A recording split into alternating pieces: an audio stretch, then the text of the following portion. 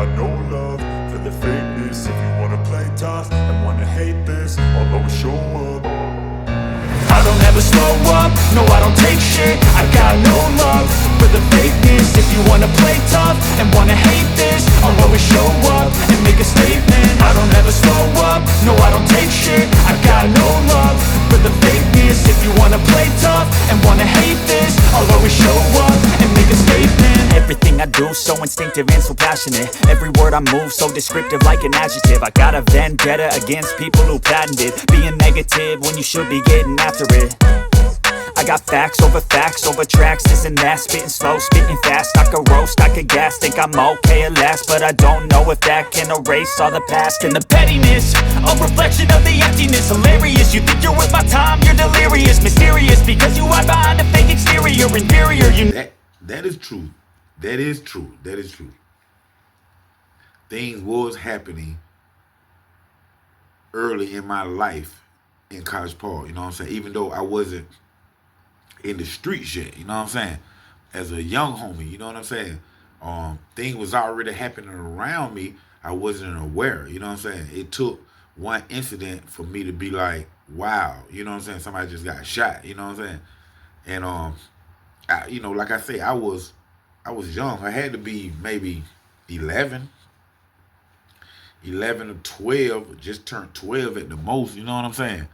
And, coming from the projects, walking home one night from playing with my friends, Kiki and Bowleg, all my partners or whatever, Pie, and walking home one night, and what was on my mind was, you know how your mama tell you, get home for the street lights come on. Everybody remember that, get home for the street lights come on or whatnot. And I remember looking up at the street light, playing with my friends and stuff, looking up at the street pole and seeing that the light was on. You know what I'm saying? I'm like, man, I gotta go, y'all, I gotta go. So I end up leaving, and I'm walking from the projects, and I'm walking home, like to the hilltop. And at this time, where they selling drugs at this time, I had to walk through them. I had to walk through the older cats, you know what I'm saying? But they knew, they knew me or whatever. And some of the older cats, OGs at that time, stayed not only in the project, but stayed in my apartments too, Mount Zion, Hilltop. So meaning it was an everyday thing. It was regular for me to go through this way. It was a shortcut way instead of going around the whole school, but a shortcut way and just walk straight through the trap. You know what I'm saying? So as I'm walking through the trap, I everybody out there, you walking past when they saying stuff to you, what's up, little me, boy, you better get home, boy, you put a bit on home, your mama gonna get you, saying little stuff like that. And but I can see what's going on.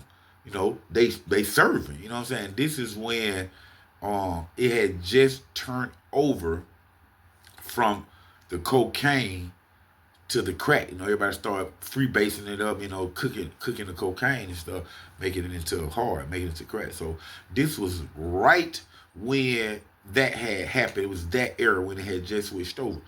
And at this time, it was heavy in College Park. You know what I'm saying? Like I say, you had wrestlers and people from the what it was back in the day, WW something, WCW or whatever. With Dusty Rhodes and Junkyard Dog and the Iron Sheik, you had people like that was coming down to College Park buying that crack, because they was like coming in town. They was at the Omni doing the wrestling thing, the airport right there, College Park, the train station, everything right there. So the first stop to get some crack was right in College Park. You know what I'm saying? Time you leave the airport, the first stop. you basically can walk.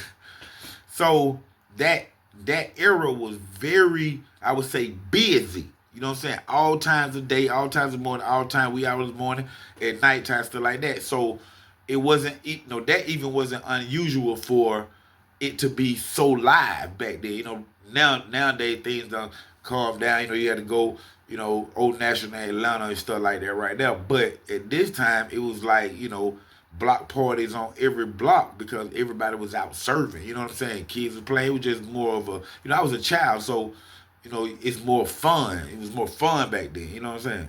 You know, so you think was it fun for everybody? But as I'm walking through and I'm noticing, you know, the guys that aren't speaking to me because they out there handling their business and stuff. I had a neighbor, one of my OG partner, big shots out to Al Kareem, man.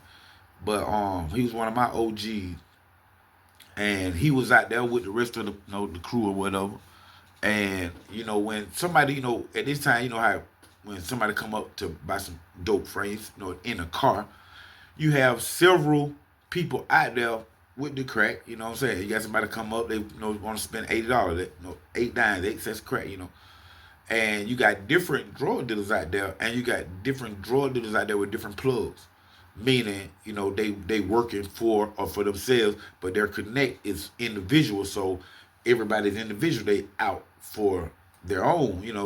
Wasn't nothing so much wrong with that in the early parts of the stage of selling drugs. Now it is because it's a little thing they call greed that done took over a lot of people. But at this time, you had to get yours. You know what I'm saying? You had to get in where you fit in, or you gonna be out there with your dope while everybody else done sold out. You know what I'm saying? So when the car pull up and want some, then you gonna have several guys at the same time running to that car. Y'all remember these days. You run up to that car, the one to go down, you got your 10 sacks right here, boy, I got them, they fat. Then you got him right there. Man, listen, did that butter. But listen, did that clean? Look like, did that white clean right here?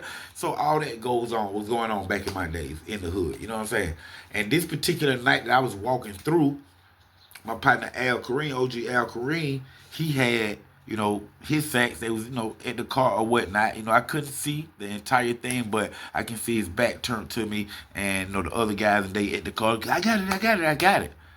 And the crackhead, which was the first crackhead white that I ever seen at the time, and it was the first white guy, for the, in the dope game and stuff to die in College Park or get killed in College Park, you know what I'm saying, by the hands of, dude from my hood, you know what I'm saying? And when he was linked over in that car, that man pulled out with his sacks, snatched his sacks out of his hand and pulled off.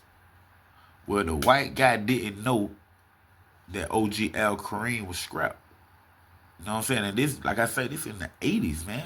You know what I'm saying? And when he pulled off, Al Kareem just opened fire. You know what I'm saying? Like we do on whatever, whatever it is. Boom, boom, boom, boom, boom, boom. Hit the white man. In the car while he driving out. White man crashing. Boom. I think he hit like either the fence or like the apartment gas main right there or something. But I know they had the tape all around up. You know what I'm saying? And I see the pull off. I don't know what's going on. I just hear the tire screech. The car pulls off at a fast rate of speed. Then I hear the gunshots. Like I told y'all, it was at night, and I see the muzzle flash. The flashes of him letting off. And as I'm looking in that car going down the street, and he shoot, I just see it go that way. Boom! Hit the fit, gas man, whatever. Both of them right there in the same area. But I can't remember if that night we smelled gas, people talking about the next day or something like that. But I do know he didn't make it 100 yards before he had crashed and he dead. Just like that. That was the first white man to die in College Park Project behind that pistol. You know what I'm saying? Real talk, man. Thank y'all for tuning in to another great episode of Underground Source TV with your host, TV and film producer Don Treese Knox, OG Black Bart, College Park. Stand up.